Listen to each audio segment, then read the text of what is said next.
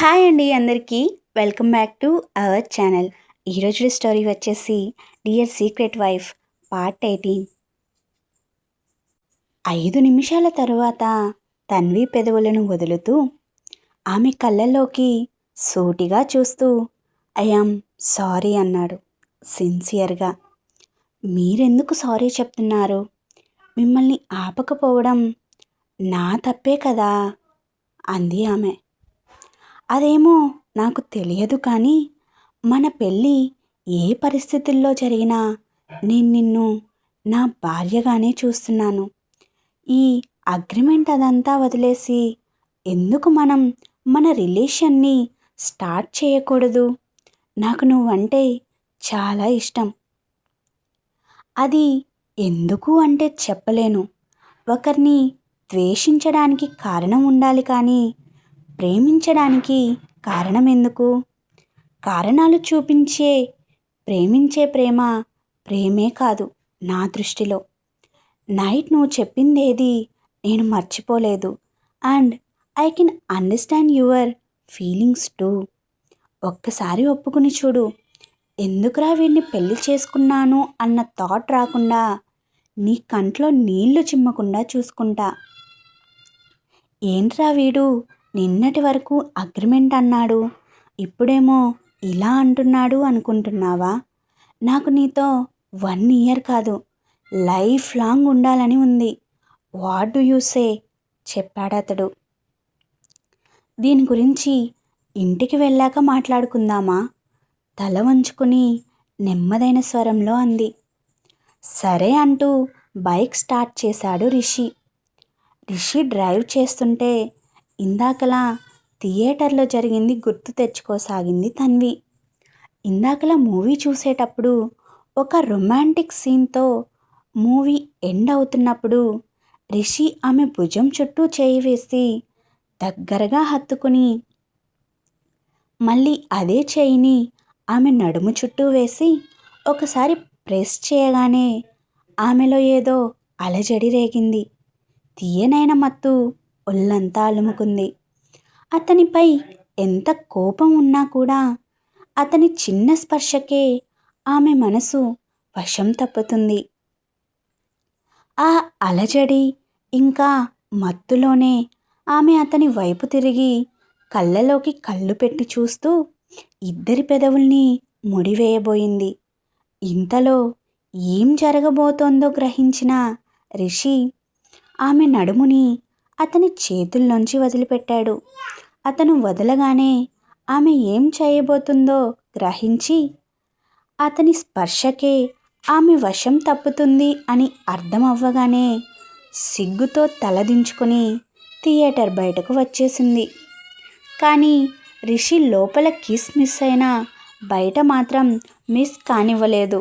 ఇదంతా ఆలోచిస్తూ ఉన్న తన్వి షైవేన్ గారు చెప్పిన మాటలు, ఇంకా ఉదయాన తను ఉపవాసం అనగానే అతను ప్లేట్లో చేయి కడిగేయడం, ఇవన్నీ గుర్తుకొస్తున్నాయి.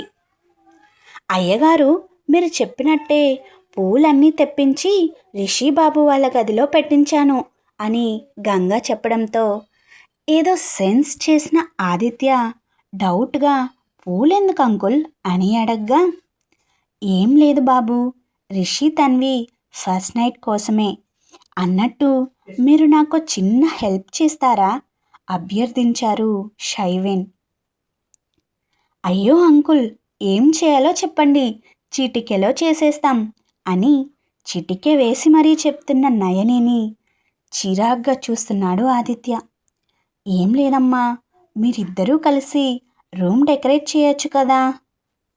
సరే అంకుల్. ఆదిత్య రా, రిషి సార్ తన్వి వచ్చే లోపల వాళ్ళ రూమ్ని అందంగా డెకరేట్ చేద్దాం అంటూ ఆదిత్యని మాట్లాడడానికి ఛాన్స్ ఇవ్వకుండా అతని చేయి పట్టుకుని రూమ్ వైపు దారితీసింది. చెడుగా ఉంటే కుదరదు. రిషికి ఎదురు వెళ్ళడం కంటే పక్కనే ఫ్రెండ్ లాగా ఉంటూ వాళ్ళ మధ్యలో గొడవలు సృష్టించి ఇద్దరిని దూరం చేసి తన్విని అతని సొంతం చేసుకోవాలి అని ఆలోచించిన ఆదిత్య నయనిని తీసుకుని ఇక్కడకు వచ్చాడు. తను మారిపోయినట్టుగా రిషిని నమ్మించడానికి. కానీ ఇప్పుడు తన స్వహస్తాలతోనే వాళ్ళిద్దరి ఫస్ట్ నైట్కి బెడ్ డెకరేషన్ చేయాల్సి వస్తుంది అని ఓ తెగ బాధపడిపోతూ నయనికి పూలు అందిస్తున్నాడు. డెకరేషన్ అంతా పూర్తి చేసుకొని ఆదిత్య నయని స్టెప్స్ దిగి కిందకు వస్తుంటే మెయిన్ డోర్ నుంచి లోపలికి వస్తున్నారు తన్వి, రిషి. హే, మీరేంటి ఇక్కడ? మిమ్మల్ని ఇక్కడ చూడడమే పెద్ద సర్ప్రైజ్ అని తన్వి అంటుంటే మీకు ఇంకో పెద్ద సర్ప్రైజ్ ఉంది అంటూ నవ్వేసింది నయని. రిషి సీరియస్ లుక్స్తో ఆదిత్య వైపే చూస్తుంటూ బిగ్ స్మైల్ చేస్తూ హాయ్ బ్రో అంటూ రిషి దగ్గరగా వెళ్ళి ఎందుకు బ్రో అంత సీరియస్గా నా వైపు లుక్కుతున్నావు? నేనొక పిల్ల బచ్చాని బ్రో. నిన్న మీరు నాతో మాట్లాడి వెళ్ళిపోయాక ఐ యాక్సెప్టెడ్ ద ట్రూత్. ఇప్పుడు నేను తన్విని మీ వైఫ్గానే చూస్తున్నాను అన్నాడు ఆదిత్య. హో రియలీ? నిజంగా నువ్వు మారిపోతే ఐఎమ్ హ్యాపీ ఫర్ యూ. లేదు, లోపల ఏదైనా సెకండ్ థాట్ నడుస్తుంది అని తెలిసిన మరుక్షణం నా కొడక చెప్తున్నా, నీ పర్మనెంట్ అడ్రస్ పెద్ద వాల్తర్ శ్మశానమే గుర్తుపెట్టుకో అని బేస్ వాయిస్లో రిషి చెప్తుంటే చిల్ బ్రో, మీ ఇద్దరి కోసం అంకుల్ ఓ బిగ్ సర్ప్రైజ్ ప్లాన్ చేశారు. దానికి ముందు మీరు రెడీ అవ్వాలి. నయని, నువ్వు తన్వి సంగతి చూసుకో, నేను రిషి బ్రో సంగతి చూసుకుంటా అంటూ రిషిని కిందనే ఉన్న ఒక రూమ్లోకి తీసుకెళ్ళిపోయాడు ఆదిత్య. నయని, గంగా కలిసి తన్విని తీసుకుని ఇంకో రూమ్కి వెళ్ళారు. రేపు మార్నింగ్కి టికెట్స్ అన్నీ బుక్ చేశారు కదా? రేపు ఎర్లీ మార్నింగే ఇక్కడి నుంచి బయలుదేరాలి. రిషికి ఎటువంటి డౌట్ రాకుండా మేనేజ్ చేసే బాధ్యత నాది అంటూ ఎవరితోనూ కాల్లో మాట్లాడారు షైవేన్. తన్వి ఫ్రెష్ అయ్యి వచ్చాక ఒక పట్టు శారీ తన్వి చేతిలో పెట్టి ఇది కట్టుకో అని నయని అంటుంటే ఎందుకే అంటూ చిరాగ్గా చూసింది తన్వి. ఏదో పూజ ఉందంట అని నయని చెప్పగానే తన్వి శారీ కట్టుకొని వచ్చింది. శారీ కట్టుకొని వచ్చిన తన్విని అద్దం ముందు కూర్చోబెట్టి ఆమెను నగలతో అలంకరిస్తుంటే ఇప్పుడు ఎందుకు ఇవన్నీ అంది తన్వి. హే అంకుల్ ఆర్డర్, కొత్త కోడలు ఇలా రెడీ అయ్యే ఆ పూజలో కూర్చోవాలి అని ఏదో ఒక అబద్ధం చెప్పి తన్విని కన్విన్స్ చేసి రెడీ చేసింది నయని.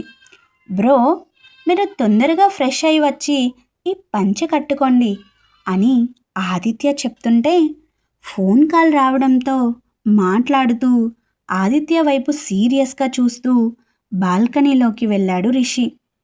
మార్నింగ్ రిషి తన్వి మూవీకి వెళ్తుంటే కొత్తగా స్టార్ట్ చేసిన టెక్స్టైల్ కంపెనీలో వర్కర్స్ గొడవ చేస్తున్నారు అంటే తన్విని తీసుకొని అక్కడకు వెళ్ళి ఆ ఇష్యూని సార్ట్ అవుట్ చేసి ఆ తరువాత తనతో పాటు మూవీకి వెళ్ళాడు. ఇప్పుడు అదే విషయం గురించి మేనేజర్ కాల్ చేస్తే మాట్లాడుతూ ఆదిత్యని అబ్జర్వ్ చేస్తున్నాడు.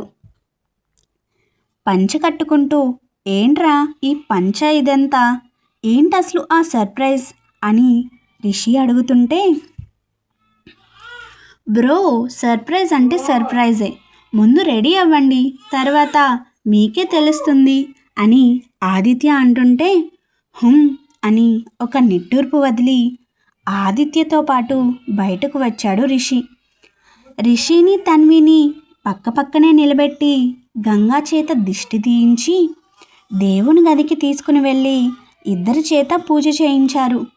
తన్వి ఉపవాసం వదిలాక వాళ్ళిద్దరినీ ఆశీర్వదిస్తూ తొందరలో నాకు వారసుల్ని ఇవ్వండి అని చెప్పి రేపు నేను తీర్థయాత్రలకు బయలుదేరుతున్నాను రిషి అన్నారు. మీ హెల్త్ అసలే బాలేదు, ఇప్పుడు ఎందుకు డాడ్ అంటుంటే నిన్న డాక్టర్ని కలిసి మాట్లాడాను, నాకు ఇంకో 6 months టైం ఉంది.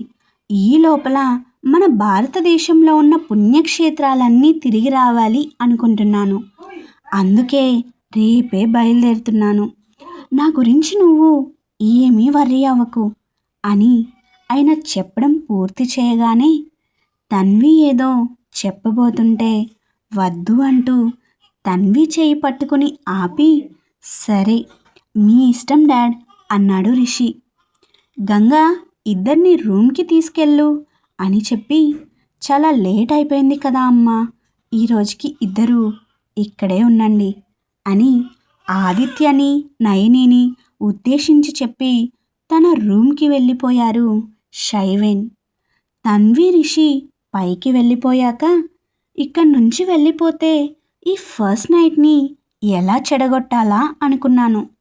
అంకుల్ ఇక్కడే ఉండమనడంతో నా పని ఇంకా సులువవుతుంది అనుకుంటూ ఈవిల్ స్మైల్ చేస్తూ ప్లాన్ కోసం ఆలోచిస్తూ గార్డెన్లో తిరుగుతున్న ఆదిత్యని పైన రూమ్ బాల్కనీలోంచి ప్రేమగా చూస్తుంది నయని.